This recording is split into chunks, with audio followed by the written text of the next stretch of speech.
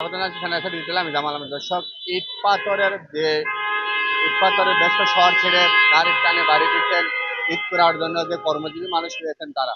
দর্শক, আপনাদেরকে জানিয়ে রাখি যে পুলিশ প্রশাসনের সাথে কথা বলে জানতে পারলাম তারা কিন্তু যানজট নিরসনে কাজ করছেন এবং আইন শৃঙ্খলা যথাযথভাবে যাতে যানজট না লাগে তার কারণে কিন্তু তারা প্রতিটা কাটায় কাটায় কিন্তু তারা দাঁড়িয়ে কিন্তু যে ইউটার্ন করার জন্য কিন্তু তারা সুব্যবস্থা করে রাখছেন। দেখতে পাচ্ছি দর্শক, এখানে যে গাজীপুর মহানগর কাশিমপুর থানার যে অফিসার ইনচার্জ মনিরুজ্জামান মনির, তিনি কিন্তু নিজে আজ এই চক্রবর্তী এলাকায় অর্থাৎ ঢাকা-টাঙ্গাইল মহাসড়কের চক্রবর্তী এলাকায় যে কাটাটা রয়েছে সেখানে কিন্তু তার নিজের দায়িত্ব পালনের অবস্থা কিন্তু রয়েছে। আমরা দেখতে পাচ্ছেন দর্শক, আপনাদের এখানে যারা যাত্রী রয়েছেন তাদের সাথে আমরা কথা বলে জানতে পারলাম, তিনি কিন্তু বলছেন প্রতিবার ঈদের মতনে কিন্তু এবারও ঈদের তাদের অভিযোগ রয়েছে। তারা কিন্তু তাদের থেকে ঈদ আসলে কিন্তু প্রতিনিয়ত ভাড়ার টাকা ভাড়া বাড়তি ভাড়া আদায় করে থাকে, এরকম কিন্তু যারা বাড়ি ফিরছেন তারা কিন্তু এরকম অভিযোগ রয়েছে।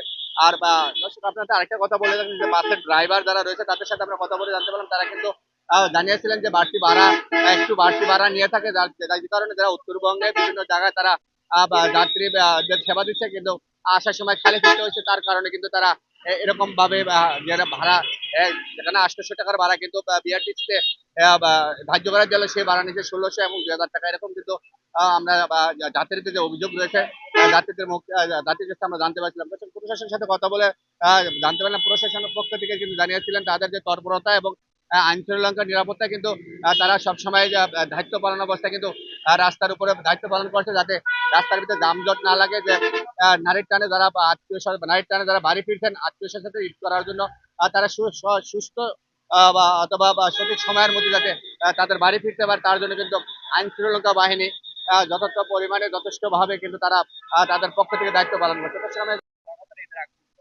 নরমাল ভাড়া 300 থেকে 500 টাকা পড়ে দিনাজপুর যেতে গেলে, এখন 1700 টাকা। মানে আপনার 3-4% বেশি। তারপরে সিট পাওয়া যাচ্ছে না, সমস্যা সমস্যা জাম আছে গাড়ি, যাই হোক। তারপরে টিকিট দামটা অনেক বেশি হয়ে যায়, আমাদের লোকের মতো মনে করেন অনেক কষ্ট হয়ে যায়। এত টাকা ভাড়া একটা কেমন লাগে। আমাদের ভাড়া একটু সংকট, 500-700, 500 জায়গা 1000 হইতো, সবচেয়ে ভালো হইতো এটা।